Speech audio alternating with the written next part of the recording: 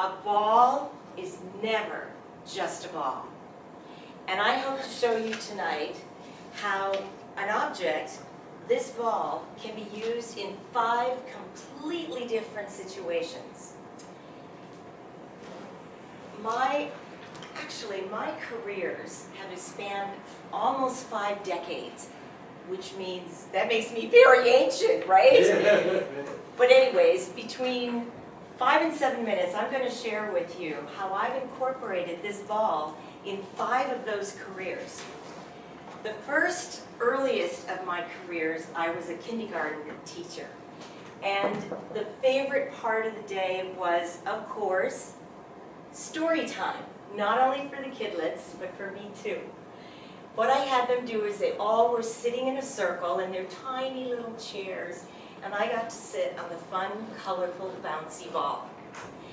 And to get the information in the story really deep, imprinted into their consciousnesses, what I would do is every once in a while I'd pick up the ball and it would become a prop. In a story like The African Mother, who walks with the large plastic jerry cans on her head, filled with heavy water as she strategically walks back from the river to the family hut to be able to give fresh water to the children to drink, to bathe, and to cook with.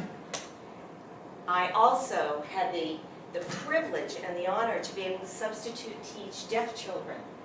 And when I was learning how to work with deaf children, we had to learn how to get their attention. So what we did was we were instructed to turn the lights off and on, click, click, click, or to pound our foot really hard on the floor until they looked. And I got really tired of clicking and pounding, so I decided to be very creative, and I brought the ball.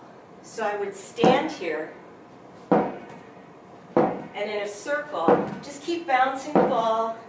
And by the time I got to the center, back, I had their undivided attention.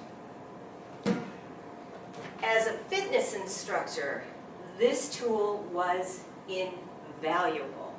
It was a tool I used to modify, to enhance, and to tailor people's workouts according to their fitness level. Now, a lot of people don't really have a lot of upper body strength, so I didn't put them down on the floor to do a push-up. I taught them how to use the ball to modify the push-up so they would be able to build up their muscle strength. So I'd get them on the ball with the ball in the center of their body and do a modified push-up with the support of the ball. As they got better and better and better, I'd move the ball down further so that they'd work with many more muscle groups. And if you've ever done a push-up on the floor and a push-up on the ball, it's very different. And how it's different is you're working with the balancing factor, which works the core muscles much deeper and much stronger. Whew. It's been a long time since I've done that. I also was a professional actress for many years. And in our acting classes, we would have this section of the class that was an improv. And we had 10 seconds to do 2 really quick bits and then hand the next thing to the next person. So when I saw this ball come in, I wanted it and I knew what I was going to do with it. So this is what I did.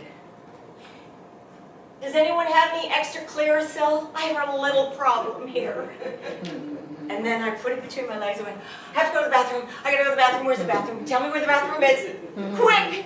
We had a lot of fun with all of these improvs. And finally, I was a childbirth educator for 28 years. And the ball became like another assistant, like a labor assistant. And I encouraged the couples to keep the ball sort of deflated so it was comfortable for the mother to lean against it during a contraction. She could put it on a chair. She could put it on a table. She could lean against a wall with it, with the contraction. And somebody could be working from behind and the ball would be supporting from the front. And when they needed to go to the hospital, if they were not going to have their baby in the home, they were going to go to the hospital or the birth center, this was a great tool to put into the car. I'd have the mother put it in the back seat of the car, have her crawl in the back, put her legs on the floor, and lean over the ball as she hung onto the back of the chair, looking out the window or closing her eyes, letting the contraction go so she didn't have to sit on her bum all the way to the hospital or birth center, because it's really intense. I have to tell you a really quick story. When I was doing the labor support 20-some years ago, there was a woman who lived in Long Island.